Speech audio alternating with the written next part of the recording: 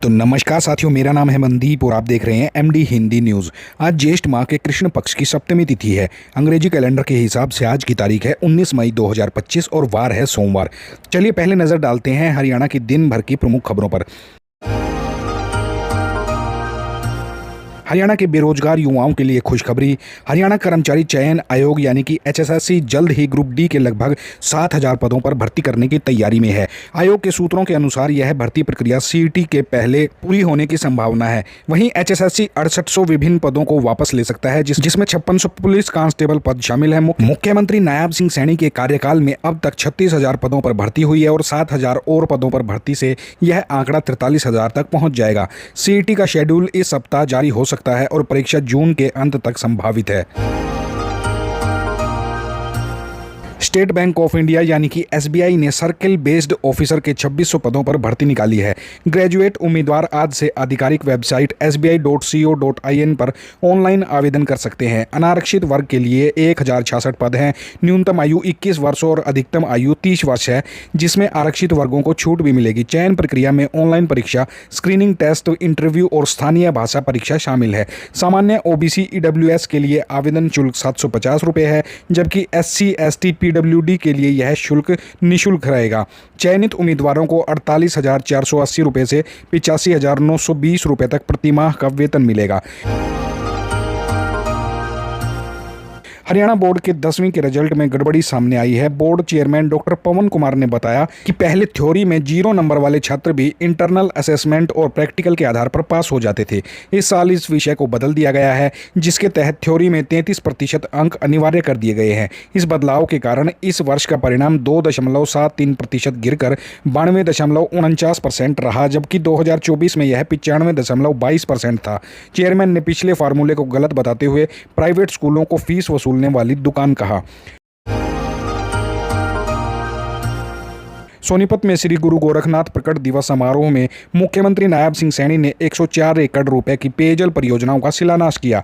उन्हें त्रिशूल, पगड़ी और प्रतिमा भेंट करी गई। खरखोदा, गोहाना, गन्नौर, मुंडलाना और शामड़ी में पेयजल योजनाओं का उद्घाटन हुआ। समारोह में भाजपा प्रदेश अध्यक्ष मोहनलाल बड़ोली सहित कई जनप्रतिनिधि मौजूद रहे। सुरक्षा और सुविधाओं का पूरा इंतजाम था। ग्रामीणों को 100 बसों में लाया गया। मुख्यमंत्री ने गुरु गोरखनाथ के आदेशों को अपनाने का आह्वान भी किया। हरियाणा सरकार ने सरपंचों को बड़ी राहत देते हुए ग्राम पंचायतों को अब 21 लाख रुपए तक के विकास कार्य बिना कोटेशन के कराने का अधिकार दे दिया है। विकास एवं पंचायत मंत्री कृष्णलाल पंवार ने बताया कि सरकार गांवों को विकास का केंद्र बना रही है। जिला परिषदों को भी सीधे फंड जारी किए जा रहे हैं। हाल ही में राष्ट्रीय पंचायती दिवस पर 368 करोड़ रुपए की विकास परियोजनाओं का उद्घाटन और शिलान्यास किया गया था। मौसम विभाग ने हरियाणा में 18 से 24 मई तक लगातार 7 दिनों तक बारिश का येलो अलर्ट जारी किया है। आज चंडीगढ़, पंचकुला, अंबाला, यमुनानगर, कुरुक्षेत्र, करनाल, पानीपत और सोनीपत में बारिश और आंधी की संभावना है। अगले कुछ दिनों में फरीदाबाद, पलवल, सिरसा, फतेहाबाद, हिसार, भिवानी, चरखी दादरी, महेंद्रगढ़, रेवाड़ी, झज्जर, रोहतक, गुरुग्राम और मेवात में भी बारिश हो सकती है। तेज हवाओं और बिजली गिरने की भी चेतावनी दी गई है, जिससे तापमान में गिरावट आएगी। हरियाणा में पिछले 7 महीनों से विपक्ष के नेता का पद खाली पड़ा रहने से संवैधानिक नियुक्तियों में बाधा आ रही है। राज्य सरकार ने कांग्रेस से नाम मांगा है, लेकिन पार्टी की आंतरिक गुटबाजी के चलते कोई फैसला नहीं हो पाया है। पूर्व मुख्यमंत्री भूपेंद्र सिंह हुड्डा इस पद के प्रबल दावेदार हैं, लेकिन पार्टी नेतृत्व हुड्डा खेमे और अन्य खेमों के बीच संतुलन बनाने में जुटा है। मुख्य सचिव अनुराग रस्तोगी ने कांग्रेस प्रदेश अध्यक्ष उदय भान को पत्र लिखकर शीघ्र नाम सुझाने का आग्रह किया है। संवैधानिक पदों पर नियुक्ति के लिए नेता प्रतिपक्ष का चयन समिति में होना अनिवार्य है। कांग्रेस सूत्रों के अनुसार अगले सप्ताह तक नाम पर विचार हो सकता है। हरियाणा पुलिस की खेल टीमें उपेक्षा का शिकार हो रही हैं, जिसका असर राष्ट्रीय स्तर पर प्रदर्शन में साफ दिखाई दे रहा है। पिछले 10 वर्षों में पुलिस टीमों द्वारा जीते गए मेडलों की संख्या में भारी कमी आई है। वर्ष 2015-16 में 75 मेडल जीतने वाली पुलिस टीमें 2024-25 में सिर्फ 27 मेडल पर ही सिमट चुकी हैं। अन्य खेलों में भी यह मेडल 55 से घटकर मात्र 6 रह गए हैं। लंबे समय से खेल कोटे की भर्ती न होने के कारण टीमों में या तो उम्रदराज खिलाड़ी हैं या अनुभवहीन नए रंगरूट। अब पुलिस विभाग 670 खेल कोटे के कांस्टेबलों की भर्ती करने पर विचार कर रहा है, जिसमें खिलाड़ियों की पिछली 3 साल की उपलब्धियों को प्राथमिकता दी जाएगी। जींद में हरियाणा के deputy speaker doctor Krishna Midda ने विपक्ष पर सेना के ऑपरेशन पर सवाल उठाने के लिए निशाना साधा है। उन्होंने कहा कि विपक्ष हर बात पर सबूत मांगता है, इस बार विपक्ष को पाकिस्तान जाकर नुकसान देखना चाहिए। उन्होंने हिसार के सांसद जयप्रकाश को भी पानी के मुद्दे पर पंजाब जाने की चुनौती दी है। मिड्डा ने कांग्रेस नेता कुमारी शैलजा के आरोपों का भी खंडन किया है और कहा है कि उन्होंने अनुसूचित जाति के दुकानदारों के हितों की रक्षा करी है। उन्होंने मध्य प्रदेश के डिप्टी सीएम के बयान पर टिप्पणी करने से साफ इनकार कर दिया। केंद्र सरकार की पीएम सूर्यघर मुफ्त बिजली योजना 2025 के तहत सोलर पैनल लगवाने पर अब 78,000 रुपये तक फ्री सब्सिडी प्राप्त करें। यह योजना 16 मई 2025 से शुरू हो चुकी है और इसका उद्देश्य देश भर के 1 करोड़ परिवारों को लाभ पहुंचाना है। यदि आप भारत के मूल निवासी हैं और आयकरदाता नहीं हैं और आपकी वार्षिक आय 1.8 लाख रुपये से कम है तो आप ऑनलाइन आवेदन कर सकते हैं। आवेदन के लिए आधिकारिक पोर्टल पर जाएं और अपनी पात्रता सुनिश्चित करें। यह योजना बिजली खर्च को कम करने में मददगार साबित होगी। कांग्रेस सांसद कुमारी शैलजा ने मुख्यमंत्री नायब सिंह सैनी को पत्र लिखकर फतेहाबाद में सेमग्रस्त जमीन की समस्या का स्थायी समाधान करने की मांग करी है। उन्होंने बन मंदोरी, पीली मंदोरी सहित 10 से अधिक गांव में जलभराव और क्षारीयता से प्रभावित हजारों एकड़ भूमि का मुद्दा उठाया। शैलजा ने सेम प्रभावित गांवों में सोलर ट्यूबवेल योजना का विस्तार करने और जल निकासी की आधुनिक तकनीकियों का उपयोग करने का आग्रह किया है। उन्होंने किसानों को इस प्रक्रिया में भागीदार बनाने और आर्थिक सहायता प्रदान करने की भी मांग करी है। कैथल में पकड़े गए पाकिस्तानी जासूस देवेंद्र सिंह से पूछताछ के लिए एनआईए की टीम पहुंची।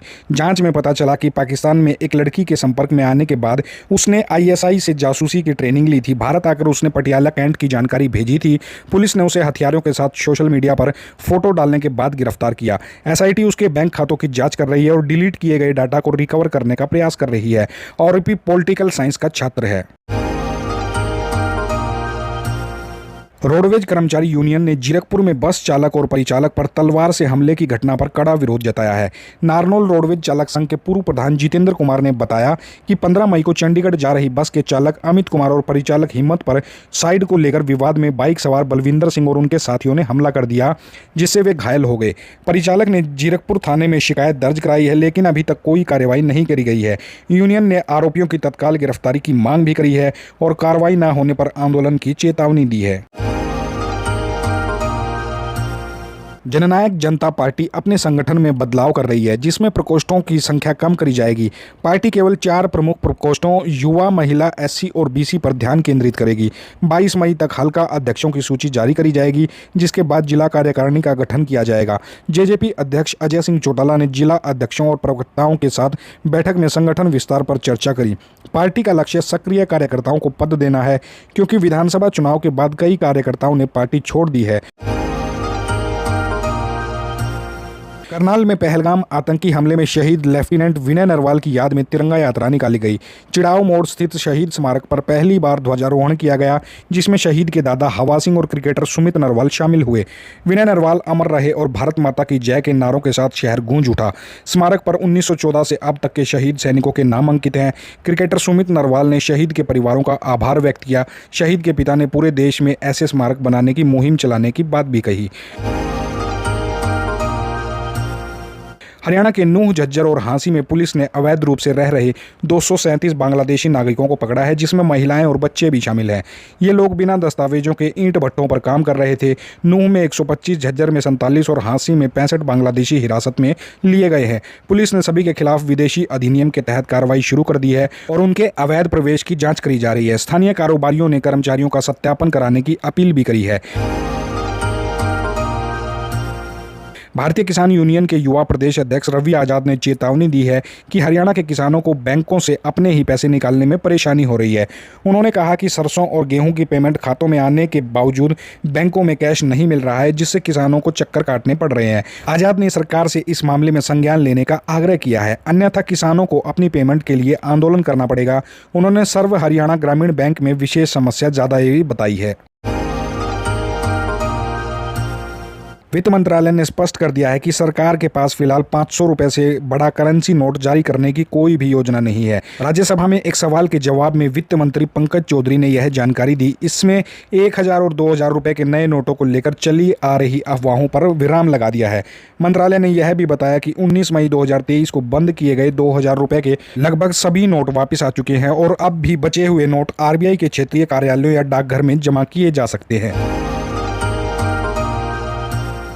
हिसार की यूट्यूबर ज्योति मल्होत्रा जासूसी के संदेह में है क्योंकि वह 2024 में 2 महीने के भीतर पाकिस्तान और चीन गई थी। उनके पाकिस्तान दौरे के दौरान वह पाकिस्तानी दूतावास में एक कार्यक्रम में भी शामिल हुई थी और मरियम नवाज शरीफ से मिली थी। सुरक्षा एजेंसियां इस बात से चिंतित है कि उन्हें दोनों देशों का वीजा आखिरकार कैसे मिल गया, उनकी यात्राओं का वित्त पोषण कौन कर रहा था। दूतावास में उनकी उपस्थिति और मरियम नवाज शरीफ से उनकी नज़दीकी पूछताछ के और संदेह के घेरे में है। ज्योति ने पाकिस्तान में VIP ट्रीटमेंट और पुलिस सुरक्षा मिलने की बात भी कबूल करी है।